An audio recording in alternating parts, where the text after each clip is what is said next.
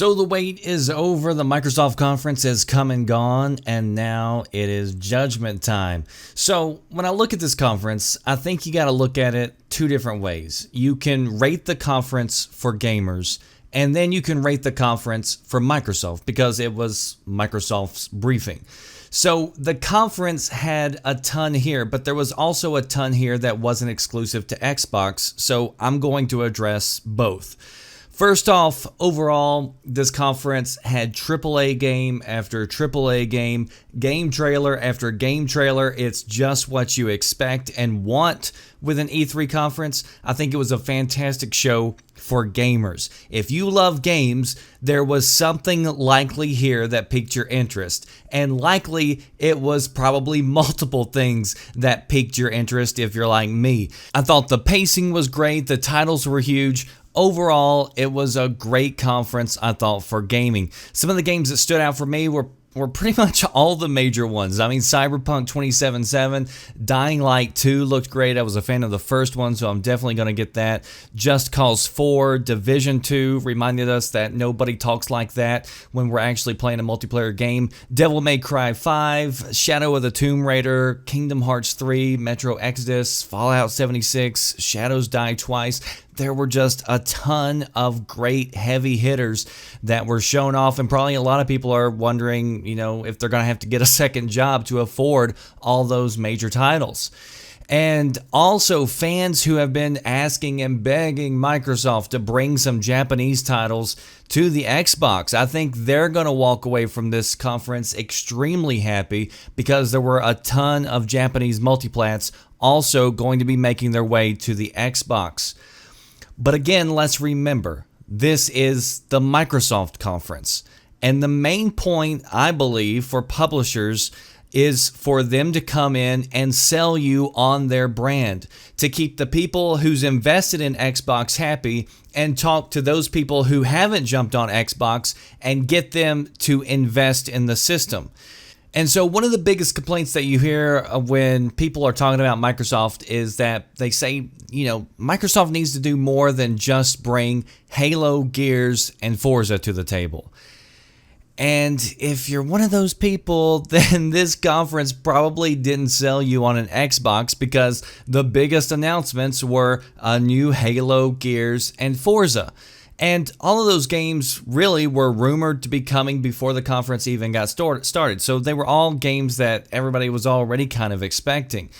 You had Halo that didn't get a release date. They showed very little in terms of really anything. I mean, there was nobody on stage to talk about it. There were bare minimum captures from actual gameplay. They said that it is running on a brand new system. And I mean, the little short clips that we got did look really good. But it also means who in the world knows when this game is actually going to be playable and come out at launch.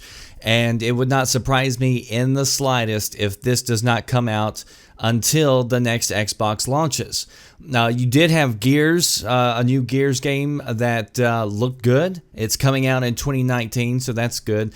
You had Forza Horizon, which everybody knew was coming. It also didn't disappoint. I mean, they showed off some cool features like the season changing. Thank goodness there is now a 60 frames per second mode on the Xbox X. They also showed off that it's a persistent online world, which me personally, I hope that we can still go offline because that's the way I prefer to play Horizon, just me personally. But it still looked good, and I'm definitely going to pick up Forza Horizon 4. But if you were expecting any major new IPs or any, oh my God, look at that, type surprise that just kind of floored you, there weren't any from Microsoft. There were rumors going in that there may be a new Fable or a Perfect Dark, and maybe those games are still coming, but they were no-show at the conference. So that's just kind of off in the shadows. Crackdown 3 completely avoided what everybody has been anxiously waiting on, which is the multiplayer. I mean, maybe they'll show it after the conference, but my goodness. I mean, we haven't seen the cloud destruction and true multiplayer gameplay for years, and a lot of people are waiting on it. And that could have been one way to kind of save face with having to delay the game. Just show us and prove to us that it hasn't been downgraded. But they went back with the single player on that.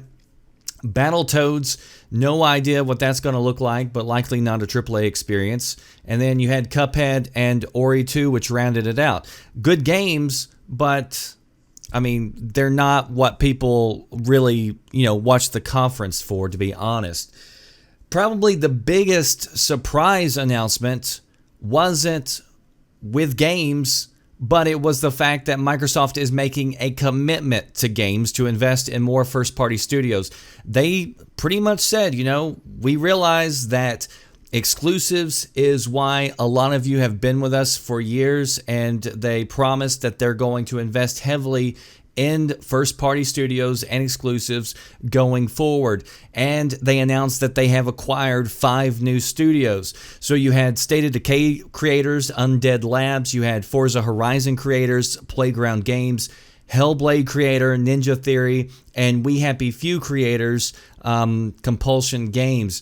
And then you had a new studio that they are creating called The Initiative, which will be located in Santa Monica and led by an industry giant and veteran.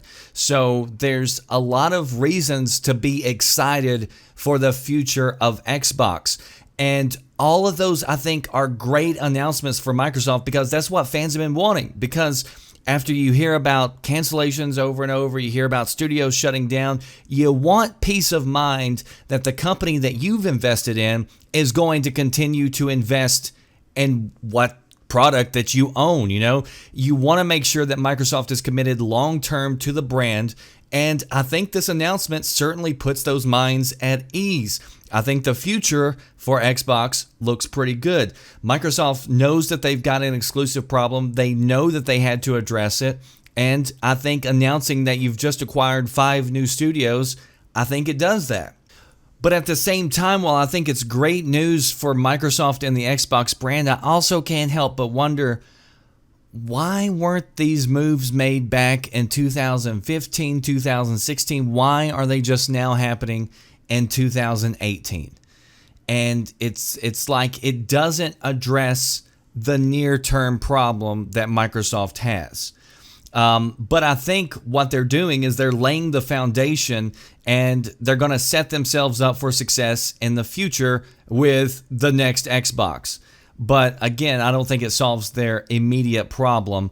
And you're still going to have sparse years for exclusives, at least for a couple of years, I think. You may have like one big game here and there, like Gears next year, but it doesn't sound like they're lining themselves up to really make 19 a powerhouse year either.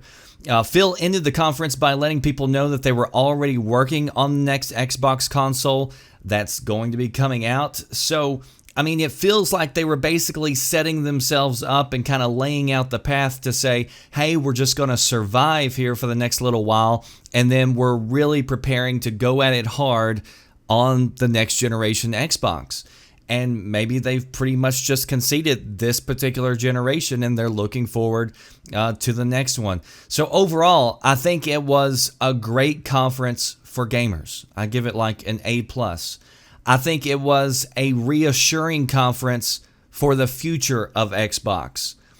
And I think it was a relatively bordering on the line of disappointment for the current state of Xbox.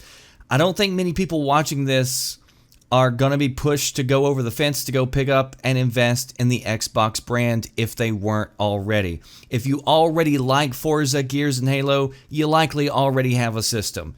And if you're not interested in those games, I don't think you walked away from today thinking, hey, maybe I'm going to go pick up an Xbox. But that's just my take on it. Post your thoughts on the Microsoft E3 conference down below. How do you think Microsoft did? Do you agree with me that overall it was great for gamers, but as far as if you're just, zooming in, looking hard at what Microsoft is bringing for the Xbox and the Xbox brand only, then it wasn't as great of a conference as, some people might have hoped it would be. So that does it for me, The Red Dragon. I'll see you next time. Thanks for watching. Are you listening? Damn.